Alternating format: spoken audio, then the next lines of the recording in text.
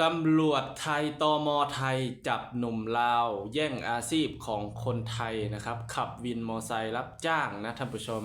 ตำรวจถามว่าได้ค่าแรงวันเท่าไหร่นะหนุ่มลาวบอกว่าได้วันละ300 บาทนะครับนะมีค่าเช่ารถมีค่าเช่าเสื้อวินมอไซค์อีกนะท่านผู้ชมหนุ่มลาวนะครับนะเป็นคนนะครับสวรรณเขตนะคนปากเซ่ท่านผู้ชมได้ทำผิดกฎหมายหรือว่าขับวินนะครับแย่งอาชีพของคนไทยที่อาชีพสงวนไว้คนไทยนะครับห้ามทำเด็ดขาดนะครับขับวินมอเตอร์ไซค์นะแย่งอาชีพของคนไทยยังไม่พอนะท่านผู้ชมยังทำผิดกฎระเบียบบ้านเมืองเขาอีกนะหนุ่มลาวคนนี้นะท่านผู้ชมมาจากปากเช่นะได้มาขับวินมอเตอร์ไซค์นะตำรวจซ้อนแผนจับหนุ่มลาวคนนี้คาโรงพักนะท่านผู้ชมตำรวจไทยโคตรเก่งเลยท่านผู้ชมซ้อนแผนให้หนุ่มลาวไปส่งที่โรงพักนะจับหนุ่มลาวคาโรงพักเลยนี่แหละครับนะค่อยบอกแล้วว่ามาอยู่ประเทศเพิ่นนะครับมาหากินอยู่ในประเทศเพิ่นนะครับอย่านะครับอย่าอยากรวยอย่าสุรวยทางลัดเนาะบ่แม่นว่ารวยทางลัดอย่าสุมาแย่งอาชีพของเพิ่นนะครับอันใดที่เพิ่นน่ะสงวนไว้ให้ลูกเต้าลูกหลานเพิ่นนะครับประชาชนเพิ่นในประเทศเนาะเพิ่นก็ต้องรักษาไว้ให้ประชาชนคนไทยนะครับเฮ็ดบ่แม่นว่าสิให้คนต่างชาติให้คนลาวนี่มาขับวินมอเตอร์ไซค์แทนเนาะอันดับหนึ่งเรื่องความปลอดภัยของประชาชนไทยเองเนาะสมมติว่าเฮาเกิดอุบัติเหตุนะครับผ้าผู้ต้องหาหรือว่าผ้าผู้บาดเจ็บไปส้นนั่นส้นนี่นะครับเฮาสิมีปัญญาไปรับผิดชอบนะครับผู้ใช้บริการบอนะประชาชนคนไทยที่ขี่วินเฮาบอเฮาต้องคำนึงถึงความปลอดภัยของประชาชนถึงคนไทยเนาะก่อนอื่นก็คือการที่มาขับวินมอเตอร์ไซค์นี่มันก็ผิดกฎระเบียบของประเทศไทยแล้วนะหนุ่มลาวควรไปอ่านระเบียบของประเทศไทยนะครับอาชีพที่คนไทยสงวนนะครับนะบ่แม่นว่าตัวเองนี่สิมาเปิดร้านค้าอยากจะขับวินอย่างกะครับเนาะทั้งที่ตัวเองนี่มีบัตรแรงงานครบนะท่านผู้ชมเฮามาทำงานเฮาก็ต้องทำงานบ่แม่นมาแย่งอาชีพของเพิ่นนะ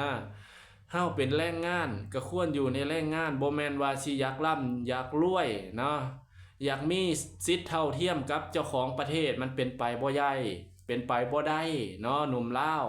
อันบาวกีตาสิเตือนเนาะในนามบาวกีตาก็เป็นคนลาวคือกันนะอันใดที่มันบ่ดีบ่งามอย่าไปเฮ็ดเนาะ ค่าแรงวันละ300 400ก็พอใช้แล้วเนาะถ้าเฮาเป็นแรงงานเพิ่นนะเฮาทำงานแบบถูกกฎหมายบางทีเพิ่นก็ขึ้นให้แต่ละปีเพิ่นก็ขึ้นเงินเดือนให้เด้เนาะสิเอาส่ำใด14,000 15,000แล้วเนาะนี่ล่ะทุบหม้อข้าวตัวเองเนาะทางตำรวจตมก็จับกลุ่มนะจับกลุ่มแล้วก็ขึ้นแบ็คลิสต์นะครับลงโทษส่งตัวกลับประเทศลาวเนาะกลับประเทศลาวไปก็หนุ่มลาวก็เจอชะตากรรมนะครับลงโทษปรับไหมอีกนะเจ้าก็ได้เสียเงินหลายอย่างหลายสิ่งพ่อแม่ที่อยู่ทั้งบ้านก็เดือดร้อนน้ำเด้บาดนี้เนาะนี่แหละการที่เขาเตือนบอกฟังอยากร่ำอยากรวยกว่าคนอื่นนะทำผิดกฎหมายอันนี้เว่าเฉพาะคนลาวที่ฝ่าฝืนกฎระเบียบบ้านเมืองของประเทศไทยเนาะบ้านเมืองเพิ่นไม่คือไม่แปรเด้เนาะถ้าสมมติว่าคนไทยเนี่ย ไปประเทศลาวแล้วไปขับรถตุกตงตุกตุกอยู่ประเทศลาวแบบนี้ไปแย่งอาชีพของคนลาวคนลาวก็บ่ยอมเนาะเห็นบอกคนจีนคนเวียดมาคนลาวเขาก็ยังพากันออกมาว้าวพากันออกมาว่าเนาะโอ้ว่าแย่งว่าจีนนี่มาแย่งที่ดินคนลาวมาแย่งอาชีพคนลาวเนาะมันกาแล้วแต่นะครับทั้งเจ้าหน้าที่ลาวเนาะให้เขาเข้ามาสัมปทานประเทศเข้าสัมปทานที่ดินของประชาชนลาวเนาะก็แล้วแต่ปัญหาของประเทศลาวอันนี้ปัญหาของประเทศไทยคือบ่ให้คนต่างด้าวบ่ให้สัญชาติอื่นเข้ามาทำอาชีพอยู่ในประเทศไทยโดยที่บ่ได้รับอนุญาตนะครับหรือว่าเป็นงานสงวนของคนไทยเองอาชีพสงวนของคนไทยของประเทศไทยเนาะเพราะว่าเพิ่นห้ามเด็ดขาดเนาะควรไปอ่านเบิ่งเพราะว่าควรไปเสิร์ชเบิ่งใน Google เนาะอันใดที่เพิ่นห้ามนะครับเฮามาเป็นแรงงานเฮาก็อยู่ในฐานะแรงงานเนาะหาเงิน บ่แม่นอยากสิมาใช้สิทธิ์เท่าเทียมกับประเทศไทยมันเป็นไปบ่ได้เนาะอันนี้ก็สิบอกหนุ่มลาวคนนี้เนาะที่ฝ่าฝืนกฎระเบียบกฎหมายของประเทศไทยเนาะ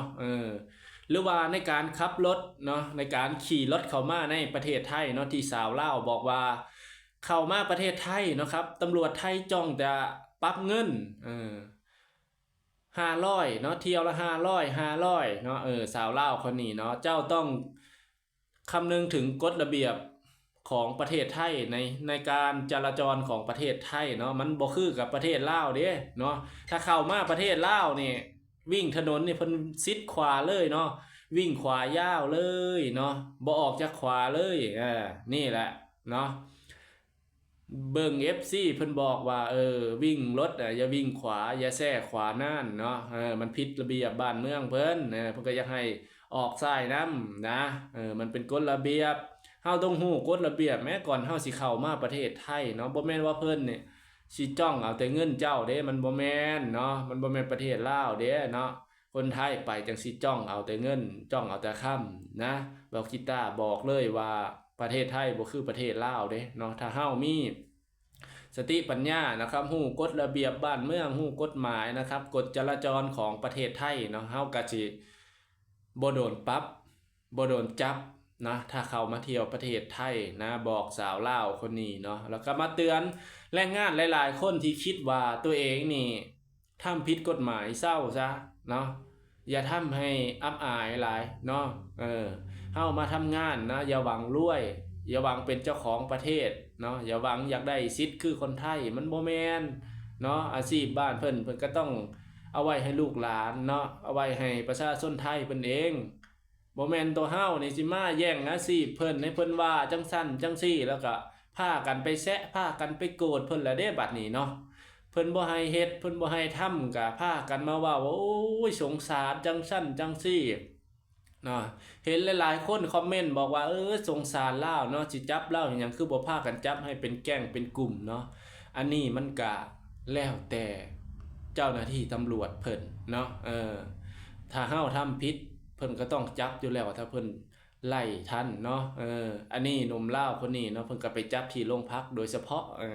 เพราะว่าเพิ่นซ้อนแผนเนาะตำรวจไทยตม.ไทยเพิ่นซ้อนแผนเนาะให้หนุ่มลาวพาไปส่งถึงโรงพักทันทีเนาะท่านผู้ชมตำรวจไทยโคตรเก่งเลยครับท่านผู้ชมนี่แหละบอกกีตาร์พยายามเตือนนะครับแรงงานลาวเฮานะที่เข้ามาทำงานอย่าสุทำผิดเนาะ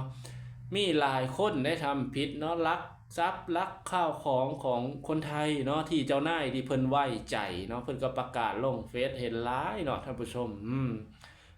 บาคิต้าก็มาเตือนซ้ำนี่แหละเนาะท่านผู้ชมโดยความเป็นห่วงเนาะบ่อยากให้เพิ่นขึ้นแบ็คลิสต์เดี๋ยวสิบ่ได้มาทำงานอีกสิบ่ได้เหยียบประเทศไทยอีกเนาะเพราะว่าประเทศไทยนะเงินเดือนน่ะมันแพงกว่าบ้านเฮาเนาะบ้านเฮามันแค่200 150ประเทศไทยนี่วันละ300กว่าวันละ400พุ่นเด้บางคนก็ได้500เนาะคิดเอาเนาะว่าอยู่ประเทศตัวเองจนส่ำใดบ่มีกินส่ำใดมาประเทศเพิ่นนี่แค่ทำงานก็ยังได้กินแล้วเนาะเฮาเป็นแรงงานอย่าฝันสูงเนาะพยายามประหยัดเก็บเงินอดออมเนาะมันก็ได้เองมั่นแหละอย่าไปไฟสูงว่าตัวเองนี่สิไปขับวินแย่งอาชีพคนนั้นคนนี้เป็นพ่อค้าจังซั่นจังซี่เนาะมันบ่ถูกเนาะ